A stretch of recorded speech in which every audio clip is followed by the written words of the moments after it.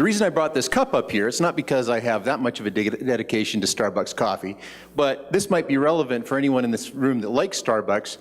The average site where we're doing this work this past winter is, on average, 600 kilometers or greater away from a Starbucks location. So finding volunteers or being involved with a group to do citizen science in the northern part of Alberta is very, very challenging. And for any sort of species, because it's a remote location. When you get to Edmonton, I don't believe you're actually halfway to the northern half of Alberta. So we're going to focus our talk today on working in the boreal forest. And I'm going to turn it over to Bill. Thanks. As a trapper, I'm actually quite excited and flattered to be here. I don't see a lot of invites to this sort of thing, so I really appreciate the opportunity to come and talk about it. I'm just going to give you a little bit of background about trappers and trapping in Alberta. When you look at the map of Alberta, to me this is one of the most significant components of the talk, is that in just about all of the Crown land in Alberta, if you take away national parks and urban areas, it's all trap lines. And so trappers are spread over the entirety of all of our bushland and wilderness areas in Alberta. And we are a very passionate and very, very dedicated group in terms of the preservation and sustainability of fur bearer populations. And we feel a very keen sense of stewardship in that trapping is not just an economic driver for us, and the harvest of fur bearers and the management of fur bearers on a registered trap line is a very highly regulated process, and we are regarded as an industry user along with the other resource companies out in the bush. And for that reason, we take it very seriously that we also feel that in many cases we are the eyes and ears of society out in those remote areas, because the reality is there's nobody else out there. And especially now with the change in climate and the ever advancing accelerated pace of resource development in this province, we feel that our role is becoming even more critical because we're the ones who are there, and we actually see, because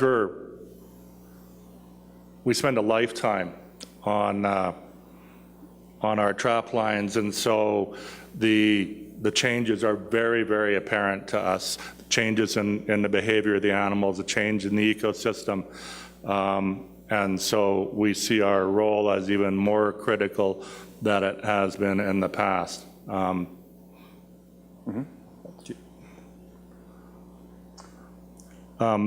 In this particular study, I just sort of generally talked about what motivated us for this, but what we're seeing as trappers and people on the land is that the scientific body of information that we have about wildlife in general in this province, but fur bearers in particular, is very, very data deficient. In the case of many fur bearers, it's because it's so dated, because the work that was done back in the 60s and 70s, the reality is that the behavior and the models for the habitat that the fur bearers find themselves in is dramatically different.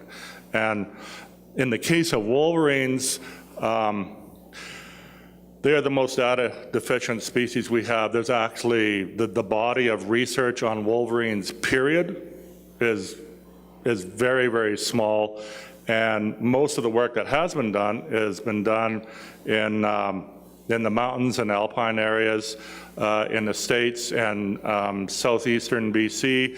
And we were kind of getting whispers in the wind that because of climate change and the reduction of snowpack, which was deemed so critical for wolverine survival in terms of denning and the raising of young wolverines, that we were looking at the population getting listed and wolverines were going to be called endangered and that kind of thing. And yet in the boreal forests, where often we don't have much snowpack at all, we've got wolverines running around all over the place in a lot of areas. And so really for us, it's kind of it provoked us to think, if that's not it, what are the critical factors that wolverines are looked at in terms of survival in an ever-changing landscape in the face of the changing climate and industrialization when it comes to Alberta? And we were, some of the science that had been done previously had not, we thought, been well done, because wolverines are a hard animal to study because they are in remote areas, and just the logistics of getting yourself somewhere where you could find a wolverine to study have been a big barrier to a lot of the research.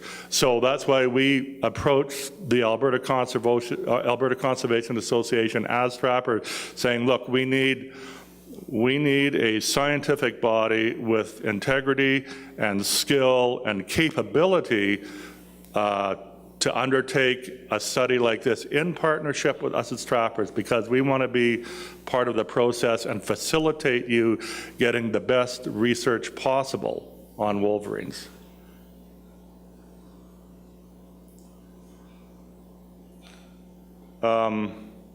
In terms of desired outcomes for what we're looking here, when we look at our role as a trapper on the trap line, in terms of wolverines are a high-functioning predator scavenger at the top of the food chain with bears and wolves. And when you're trying to manage and sustain the entire fur bearer population on your trap line and maintain a balance and a high population of all species, you have to have a harvest on wolverines as well, because the impact, not only just on other fur bearers, but on the ability of the trapper to operate can be dramatic, because they can be a real bugger to deal with. And so there has to be a balance struck with the ability of the trapper to manage, harvest fur bearers, maintain wolverine populations, but have some semblance of balance of that process. And we think that the other reason is that we need to maintain wolverines there as well. We have very, very strong ties with all the animals that we interact with. Wolverines especially, a lot of our trappers are native, but even the non-native trappers, we have people from all walks of life working trap lines, and there is a spiritual component involved in the process as well. And in order for us to ensure that we are going to have wolverines in the future, we need to figure out what is it, what are the triggers, what are the influences, what can we do in the face of global climate change, which is so dramatically seen, especially in the northern boreal forest, but also in accelerated resource development. And in some areas, wolverines seem to be thriving. So what is happening there that they have adapted to, or what is the structure or the matrix of the development and the components that are allowing wolverines to thrive? And that is something we really need to get our hands on and our teeth into, is what can be done and what can be proactive about in terms of dealing with resource companies that maybe could make a huge difference in terms of wolverine sustainability in the future. When the trappers came and asked us if we get involved in this project, we sat back and thought about it. It's a very challenging species to try and get a handle on, especially when you consider doing the work in the boreal forest. But the trappers come to this I guess, this project with a unique set of skills, and skills that are not easy to replicate or to find. So you can imagine, Bill mentioned there are 1,800 trap lines scattered across the province. There's many in northern Alberta. And these individuals travel to these remote locations throughout the winter. And they're very well equipped. They often have cabins in those locations. They certainly have skidoos and often sleds with them, as you can see the sled here. And they're very familiar with operating in the backcountry, often alone or sometimes with families or partners. And so they're an ideally suited member of the public to do this sort of work. It wouldn't be very easy to take someone from Edmonton or Calgary and ask them to go and travel 800 kilometers north of town and go up there for a week and collect some data, especially if they had to go back every 2 weeks.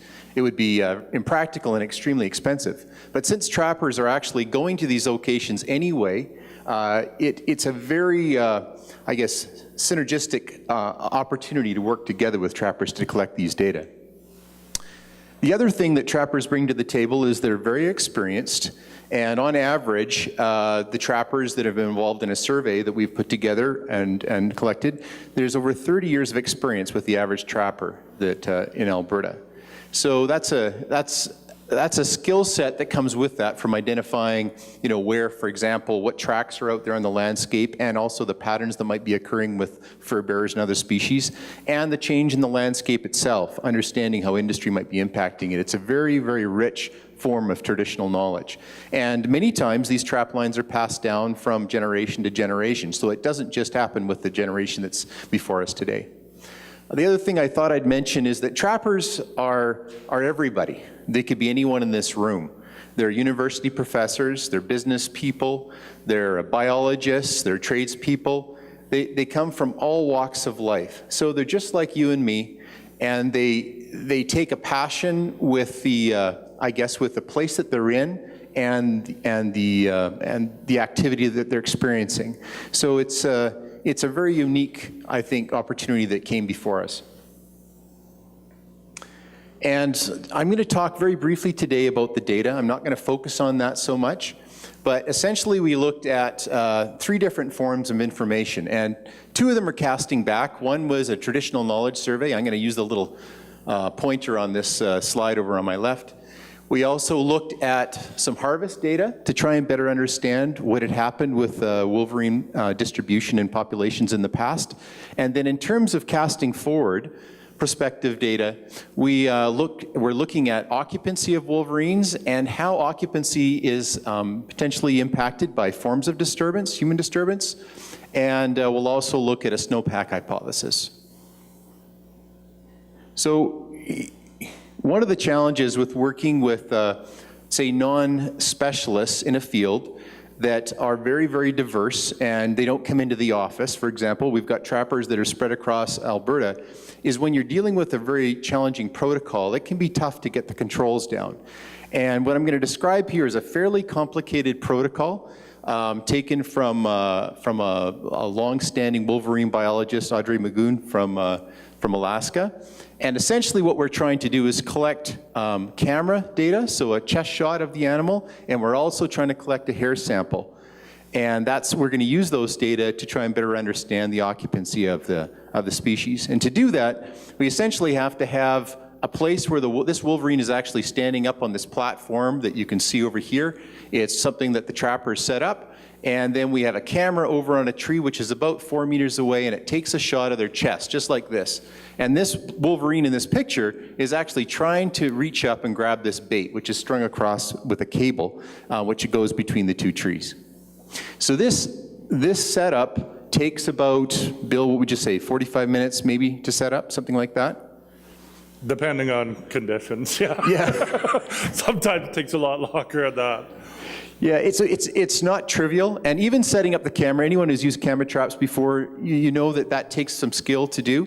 And so what we found is the first year that we did this, we found that there were some issues where there was some inconsistency among people who were doing it. And one of the things we've learned along the way, that it's really important for us as the biologists to go out and spend time on the trap line with the trapper, So we try and get out with every trapper at least once over the season. Possibly it's to help set up the site. If the trapper's already set it up, it's to go out there and visit the site. But it's also so we can talk to the trapper so they can understand, how things are going on other trap lines. What are the issues that people are going through, other trappers are going through, and then to work out any small little technical snafus that the person's struggling with. That's a key component. I had to get some help from a nice lady at our table to get my cell phone turned to vibrate. So that's the sort of person they're dealing with out there. We know about animals and we know about the bush and all that, but remote cameras and all that kind of thing. So it's a good thing that they're out there with us and not leaving it all up to us, or it'd all be ballsed up from the get-go. So. Some general predictions that we had going into this, the occupancy study, was essentially a negative association of harvest, distribution, and occupancy. We predicted they'd be, say, lower in areas with inconsistent spring snowpack and lower in areas with greater human disturbance. And there's a lot of background to that, but I'm not going to go into it at this particular time. And one of the things, if you've read anything about wolverines in the last 5 years, you have probably heard about the relationship between wolverines and snowpack. And northern Alberta has very inconsistent spring snowpack. And as Bill suggested, that's deemed to be very important for rearing kits. But if it is so important, one of our questions is, why does there seem to be such a consistent year-over-year harvest of, well, not just harvest of wolverines, but sightings of wolverines in northern Alberta? So when we did our opinion survey with trappers, we found that we surveyed, I think in this particular survey, we had 167 trappers distributed across the province, also in the mountains. 51% of them said they had detected a wolverine at some point on their trap line. 24% said it was common, 30% said it was never. One of the things we found from the trapper opinion survey was a negative association between where wolverines were said to have occurred in the last 3 years and roads. So a fairly steep curve, negative curve. Although in that particular assessment, we didn't find any relationship for a snowpack hypothesis. We also did a harvest, we looked at the harvest data, and we found that areas in the northwest part of the province, we found that harvest had increased over the last, well, it was about 25 years, 26 years, I think, in this particular analysis. One thing we didn't know from that, whether there was an increase in trapper effort during that time, or whether there was a response in population itself. So this is the study area where we worked right now. Edmonton, I guess, is probably somewhere down here. So this is the northern half of the province, and all the circles on there are locations where trappers have set up those little run poles that you saw earlier on. So there's a very broad distribution. And the dark circles essentially are places where wolverines came to a bait station over the winter, and the circles are with the open patches are areas where we didn't get a detection. And I'm not going to go through that. I'm just going to say here that we had a negative response to the snowpack hypothesis, so there was a negative relationship. We're not really sure what that is. And we also found a positive association with the boreal highlands. Roads were also important and so on, but I'm just going to talk about those two things really quickly. And this is the snowpack model. So basically the dark area are areas that do not have consistent spring snowpack. The light blue you'll see up here, that's the Caribou Mountains, isn't it, Bill? That area does have more consistent spring snowpack. So you can see a lot of the yellow dots, areas where we detected wolverines, are in places that do not have consistent spring snowpack. And then this is areas of higher elevation, which again, a lot of our detections occurred in places that have a little more elevation. So I'm going to pass it back to Bill, and Bill's going to compare and contrast the Trappers Association with some other citizen scientists in the past. So this basically illustrates in terms of wolverine research and the comparison between what we're doing as trappers in Alberta as opposed to another project in Sweden with reindeer herders and then with the general public in North America. And it's basically what it illustrates is what we have invested and the level of our participation. And and you can see the variation in the role that is played. In this study, we are full partners in it, and we are the initiators of the study, which, as far as I know, in terms of citizen science, working with the scientific academic community is almost unprecedented. Second of all, we're not just there to assist the researcher. We're not there to just act as guide. The reality is that we are the researchers in partnership with the scientists in this project. And the motivation, you know, with some of the other studies in Utah and Yellowstone area, basically the motivation by the public is general interest. With the reindeer herders, because of predation on their herds, it's a financial return for the village and confirmation of wolverine interaction with their herd, kind of guarantees them compensation from the government. And in Sweden, like just about everything in Sweden, it is all very much under the umbrella of the government, the whole program. And here for us as trappers, we're talking about a protection and a continuation of our, not just our livelihood, but our lives, because it's our lives that are invested in living on the land as a trapper. And so that's basically what is at risk for us, not just with wolverines, but for all fur bearers. And in terms of the general public, again, on some of these other projects, while it is exciting for the for people to work with rare and little known and elusive exciting species like wolverines, in Sweden, they're regarded as, the wolverine is kind of a conduit for cost in terms of mortality on their domestic reindeer, but they're also a source of adding economic value because the government is compensating them very well for their losses. So they are very much the conduit for both loss and profit there.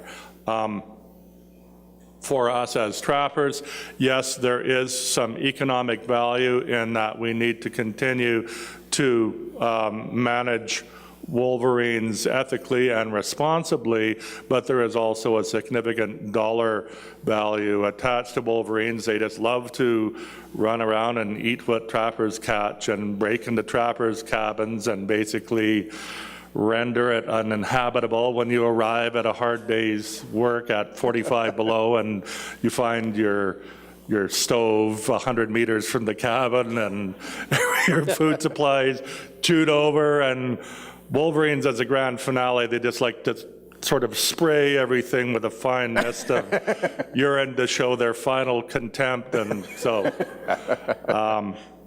and they're hard to catch. That's the other thing, they're smart.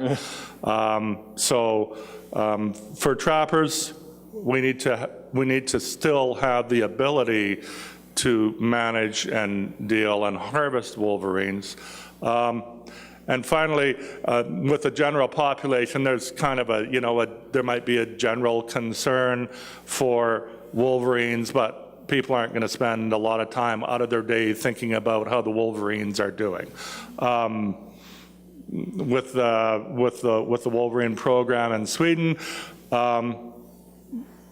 probably, as it says, trade-offs for increased population. It's one against the other. More wolverines, more predation, more compensation. So, and for the trapper, we are looking at the big picture and the long term, because as Doug alluded to earlier, this is something that not only are we in for the long term in our own lives, but this is also, trap lines are very much family operations, and they are passed down from generation to generation. So there's a lot more at stake for us here in terms of long-term sustainability.